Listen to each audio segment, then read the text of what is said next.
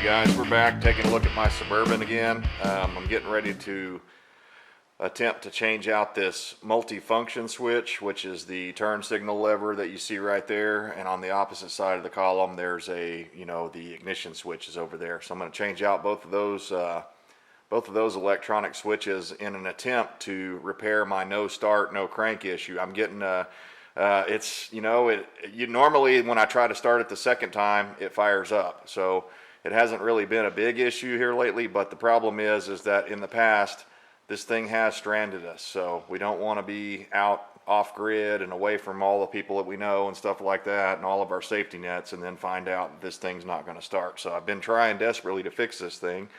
In my other video I mentioned I've already changed out the starter, battery cables, all of them, and I also changed out the start solenoid that's under the hood in there, checked the fuses, checked all the easy stuff, looked around for any obvious signs of wires being chewed on or anything like that. Well, my last video, you can see the bottom half of that clamshell is off on the column there.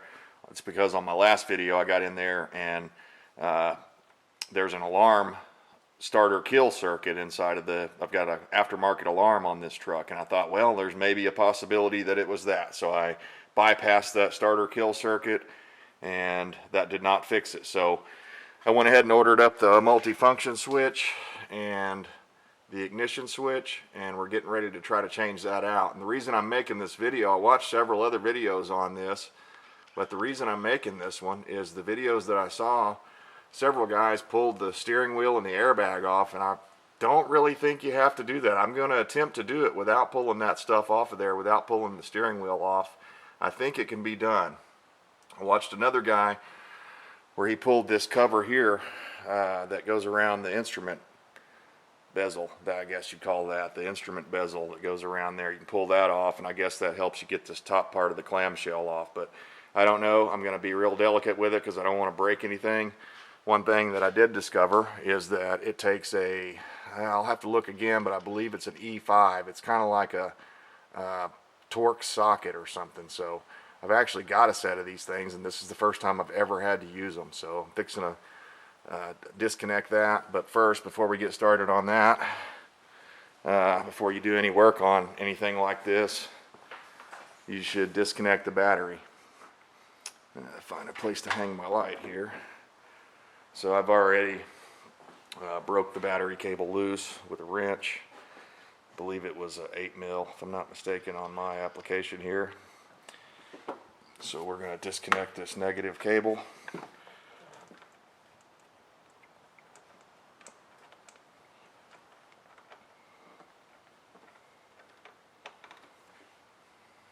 That was interesting. The whole screw came out. You thought they usually stayed in there, but we'll go with it. Okay, battery cable is disconnected. Sorry, it's a little dark in there, but that's the way it is. Okay, so I got on Rock Auto and I ordered a couple of parts up here. This is what I'm putting in. This, I believe, is the multi-function switch, and this is the ignition switch. So I'm going to take a look at this.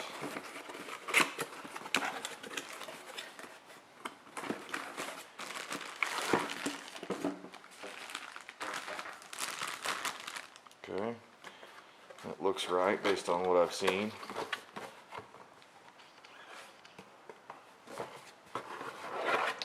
Now I'm not going to be able to film this as I'm doing it, and here's the multi-function switch. So they put some stuff around there to protect it. So basically what I'm going to do is I'm going to try to do this in steps, and I'll show you guys, I'll come back after I do a step and kind of explain what I did. Okay, on this truck it's a 96 model, and at least on this year you have to pull this parking brake lever out. Hopefully you can see those little clips in there. There's one on each side. You have to push a little screwdriver in to get that to release, and then you'll be able to take this outer cover off. And then once that's out of the way, I think it'd be a little easier to do it before you unbolt this. So that's why I'm doing this first. Get this little thing out of the way for your parking brake. And once you get this off, you can just twist that out. It'll pop right out of there. So I'm getting ready to take these out. Okay. After some prying and pulling, I got that plastic cover off without breaking anything. I wanted you guys to see this. There's some metal clips in there that are around the top. You have to pry those out once you get the screws out of the deal. So next up, I'm going to pull this black piece of metal off of here. And by the way, you do have to disconnect there's a hose right here. Hopefully you can see that. That's the air conditioner crotch vent, I guess you can call it. You have to disconnect that to get the thing off. Of course, it just slips on there. And I did have to twist this cable. I think it was to the left, lefty-loosey, and I was able to twist it, and it's got you can see here, there's how it kind of keys in there. So just remember that when you're putting it back together. But anyways, I'm getting ready to take this black piece of steel off here, this metal. And when we come back, we'll be able to see a lot better up in there. Some long-winded screws on this metal plate here.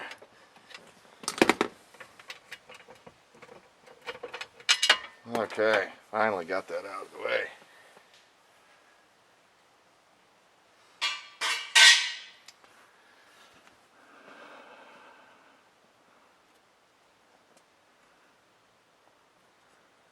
Now, I haven't seen any need to take this out, this bracket here.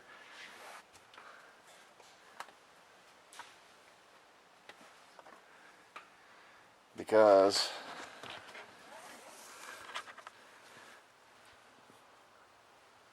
what we got to get at is that little cluster of wires right there. It's screwed in.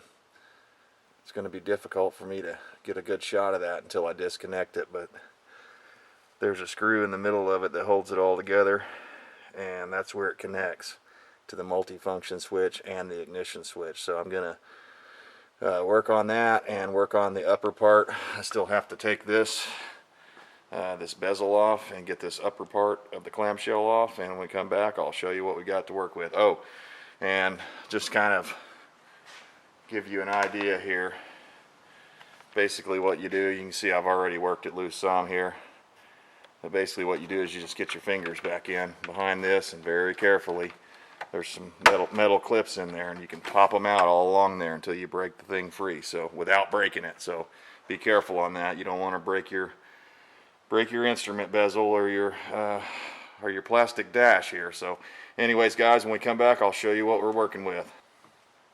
Okay, here's a quick shot with the bezel off. And if you're like me and you like a clean truck, you might want to use this opportunity to really detail that lens there before you put everything back together.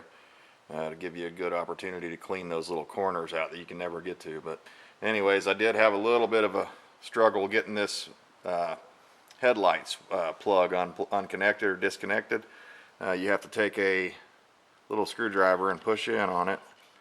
All the while you're holding the panel up, trying not to break it or anything like that. Also, I had to tilt the column all the way down, and I had to put my foot on the brake since I can't really use the emergency brake at the moment.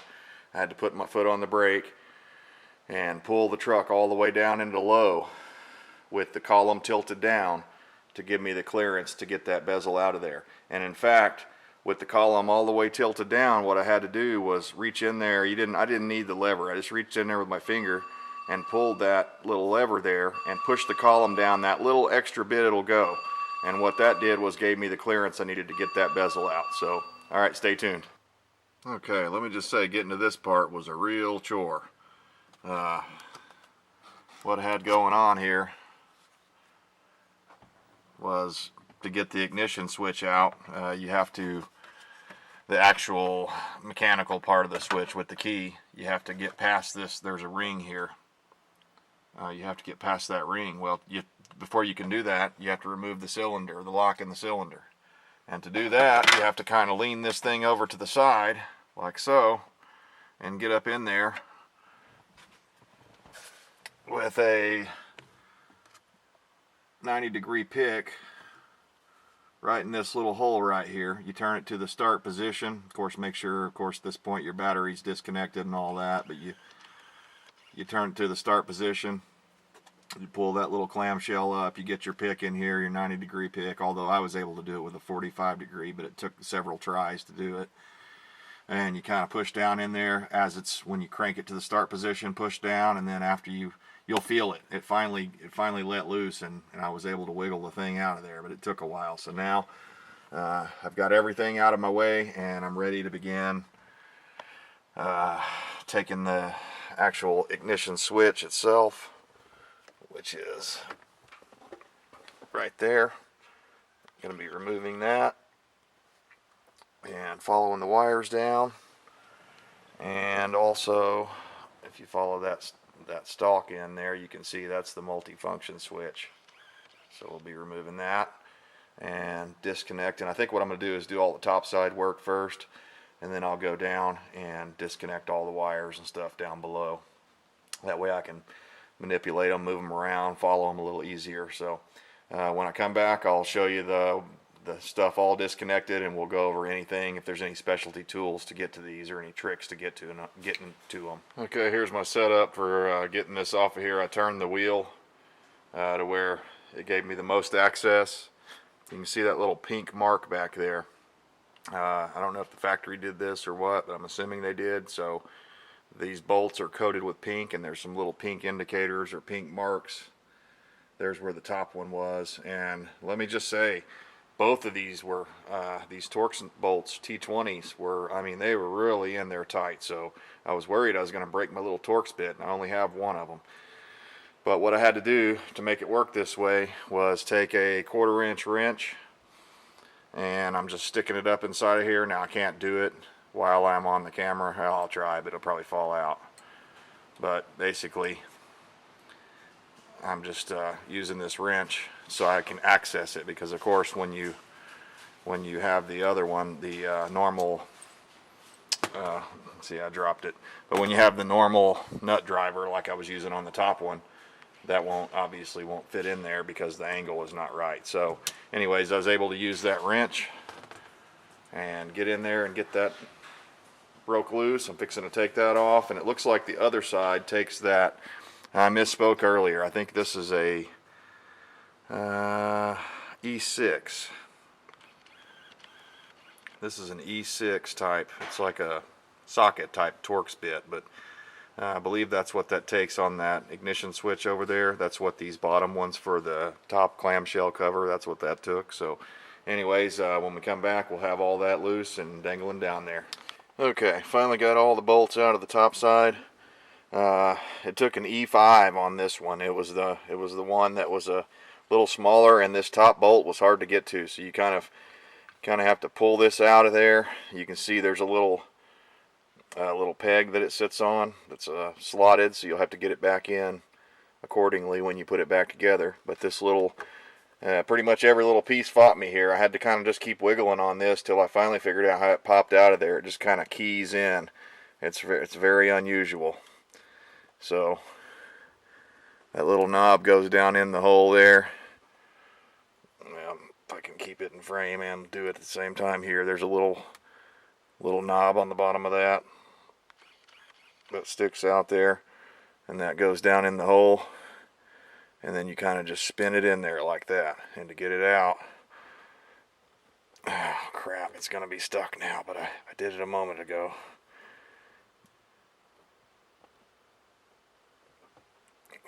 I'll have to fight with it to get it back out of there, but you heard it click when it went in probably. But anyways, I'm going to disconnect this, cut a few zip ties loose, and carefully unskin. The thing's got some kind of a heat wrap stuff on it, so I'm going to unskin that and follow it back down to underneath the dash, and then I'm going to make the disconnections down there and get ready to feed the new parts through, the new wiring harnesses. So hopefully this fixes my problem, because this sure is a lot of hassle if it doesn't. So wish me luck, guys. Okay, we're back after a lot of struggling and fighting.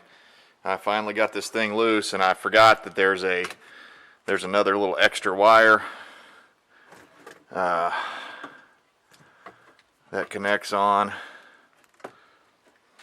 It's this green wire here. It actually goes up over the column. If I can get it to come through here. Come on. There we go. That green wire there green and black, there's a clip down on the floor. Weed this out of here.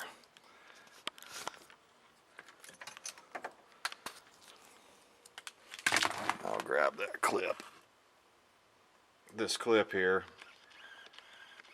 goes in the end of that little green wire, and it's up over the column. It's the one, this one little wire that's by itself in the kit. So I think that goes to the multi-function switch, it looks like.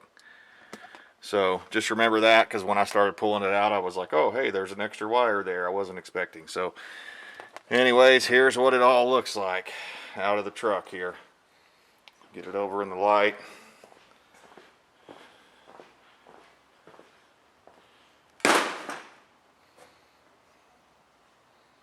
There's the old stuff, and disconnecting that plug there was quite a chore. There's a socket inside of there, and it was 7 mil, and unfortunately my socket set that I've got, of course, goes down to 8 mils, the smallest one. So luckily I had a impact driver socket and another little drill bit kit that I was able to make it work, but it wasn't ideal. But anyways, yeah, that thing really fought me getting it out of there. I really struggled. So eventually, obviously, I was able to free it up and pull it out. But there's this bolt here, and there's another bolt that actually goes onto the plastic. There's like a plastic bracket that holds it all in place, and you should take both of those bolts out and it'll give you a better chance of success here. But yeah, a lot of worming around, wiggling on my back, but I finally got this thing. And next up, we'll be reinstalling everything. I'll probably just touch on each little thing as I go, but because I don't, it's basically just the reverse order of all of this. You just got to remember where everything goes and put it all back together the way you took it apart. That last little wire there, that remains, that's the airbag wire, so leave that alone. But yeah, basically I wanted to make this video to prove to you that it's possible to do this without removing the steering wheel and the airbag and all that other stuff. And it ain't really that I'm scared of that, it's just I don't have a steering wheel puller, and I didn't feel like going over to AutoZone and getting one or whatever, or renting one for the day. So I did it this way. It was the only real hard part was getting that one bolt in there that I was telling you about that held on the multi-function switch. You had to kind of get a little tricky on that, and it was a little difficult to get out, but otherwise if I had to do it over again, do it the same way. So I'm going to do some cleaning here, and I'm going to get back in here and start reinstalling everything. All right, stay tuned. We'll at very least I'll come back and show you the stuff after we put it all back together, but before we close up the dash and all that. So all right, okay guys, we're putting her all back together. I just wanted to show you this. When you're putting these wires back together, make sure you loop these around so that they're not going to be dangling down in the way, because as your column moves up and down from tilting, it could rub these wires. So I put some extra electrical tape right in here on these, and some tie wraps just to kind of keep them up off the metal here, so that when the column goes up and down, that won't be an issue. So all right guys, let's see what we did here. Moment of truth. See if it fires up.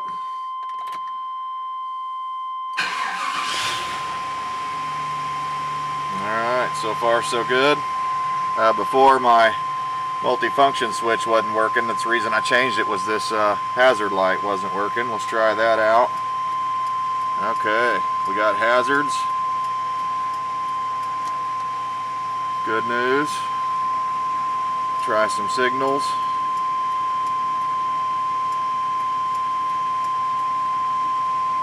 And wiper. Okay, yep. And I can't try the high beams right now because I still have that part of the dash off where that controls the headlights. But yeah, guys, it looks like I'm going to be able to button this thing up. Alright, let's push our luck and give it 2 starts in a row here. Alright, I think we got her. So now it'll just be a matter of just driving the heck out of it, trying to get it to mess up. But so far, that's 3 for 3. So I'm going to call this a success, and we're going to monitor this over the next week or so. And like I said, just drive the heck out of it and see if I can get it to mess up. So anyways, guys, fairly difficult job.